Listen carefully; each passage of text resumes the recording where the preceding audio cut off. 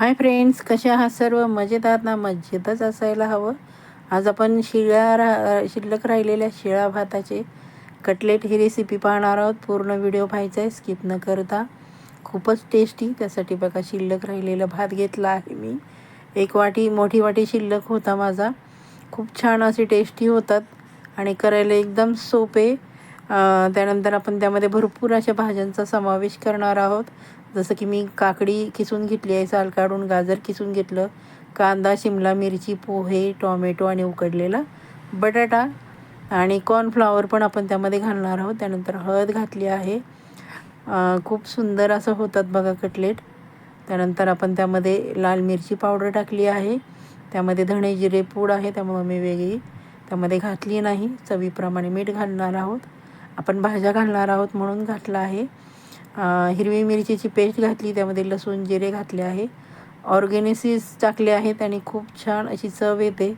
मुलांना चटपटीत म्हटलं ना, ते अगदी खूप आवडतं. अगदी मुलांनाच नाही, मोठ्या माणसांना पण अशा प्रकारे आपण छान मिक्स करून घ्यायचं आहे भातामध्ये.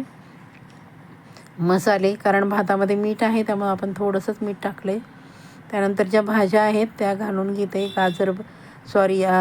आपलं काकडी घातली आहे मी. त्यानंतर गाजर किसलेलं ते पण आपण घालून घेणार आहोत. टॉमॅटो, पुन्हा कांदा, शिमला मिरची, कढीपत्ता चिरून घातला आहे बघा मी. आणि अशा प्रकारे आपण छान असं मिक्स करून घेणार आहोत. कॉर्नफ्लॉवर दाखवायचं आणि पोहे टाकायचं, माझा व्हिडिओ थोडासा स्किप झाला. छान असं आपण बघा कॉर्नफ्लॉवर पण टाकला, पोहे थोडेसे टाकले बाइंडिंगसाठी. आणि मी माझ्याकडे मोड आलेले जे हुलगे आहेत ते टाकले आहेत आणि छान मिक्स करून घेतले. त्यानंतर थोडासा रवा घेतला आहे, त्यामध्ये लाल मिरची पावडर आणि मीठ टाकलं. छान असं मिक्स करून घेतलं आपण बघा. हे बघा, अशा प्रकारे आपलं सर्व मिश्रण तयार झालं आहे. आणि आपण पाण्याचा हात घेऊन अशा प्रकारे त्याचे कटलेट बनवायचे आहेत. हे बघा, मी उभ्या आकाराचे बनवत आहे. तुम्हाला जो आकार हवा आहे त्या आकाराचे तुम्ही बनवू शकता. खूपच अप्रतिम चव लागते. अगदी तुम्ही नेहमी आवर्जून जो शिल्लक भात आहे तो तुम्ही एक्स्ट्राचा बनवून ठेवाल, अशी छान लागते. तोपर्यंत मी कढईवर तेल गरम करायला ठेवलं आहे. त्या रवा आहे, त्यामध्ये आपण लाल मिरची आणि मीठ टाकले. त्यामध्ये आपण जे कटलेट बनवले ते अशा प्रकारे आपण घोळवून घ्यायचे, म्हणजे खूप छान असे क्रिस्पी होतात. हे बघा, अशा प्रकारे मी रवा लावून घेतला आहे. आणि तेल छान कडकडीत गरम करायचं आणि नंतर मध्यम आचेवर छान असे आपण ते शेकून घेणार आहोत, कुरकुरीत होईपर्यंत. खूप छान अप्रतिम अशी चव लागते बघा त्याची मैत्रिणींनो.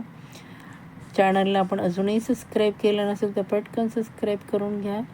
बाजूचं जे बेल आयकॉन आहे ते प्रेस करायला अजिबात विसरायचं नाही, जेणेकरून प्रत्येक येणाऱ्या नवीन व्हिडिओचं नोटिफिकेशन तुम्हाला सर्वात आधी मिळेल आणि तुम्ही त्याच्यात छान आस्वाद घ्याल.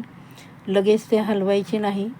सुरुवातीला छान मंद गॅसवर एक बाजू त्याची शेकून घ्यायची, म्हणजे ते पटकन निघले जातात बघा. हे बघा, अशा प्रकारे आपण अलटी करून घेणार आहोत. आणि लो फ्लेमवरच ते, मीडियम लो फ्लेमवर तळायचे आहेत, म्हणजे आतपर्यंत छान तळले जातील, आतनं पण तळतील आणि वरण मस्त क्रिस्पी होतील बघा. खूपच अप्रतिम असे आपले कटलेट मैत्रिणींना तयार होत आहेत बघा.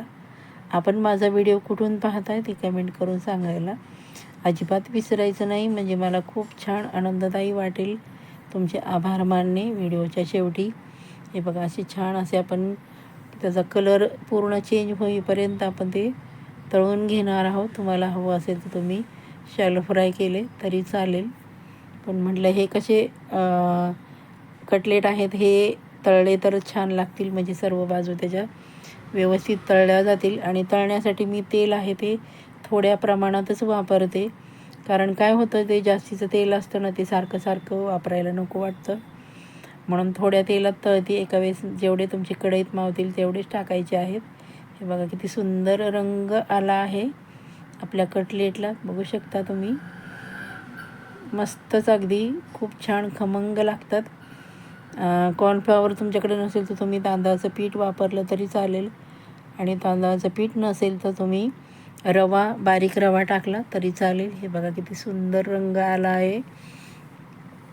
प्लेटमध्ये मी तुम्हाला सर्व करून दाखवते. बघा किती छान झाले आहेत आपले शिल्लक राहिलेल्या भाताचे कटलेट, जे की तुम्ही मुलांना छोटी मोठी भूक लागेल तेव्हा तुम्ही बनवून देऊ शकता किंवा टिफिनला नाश्त्यासाठी देऊ शकता.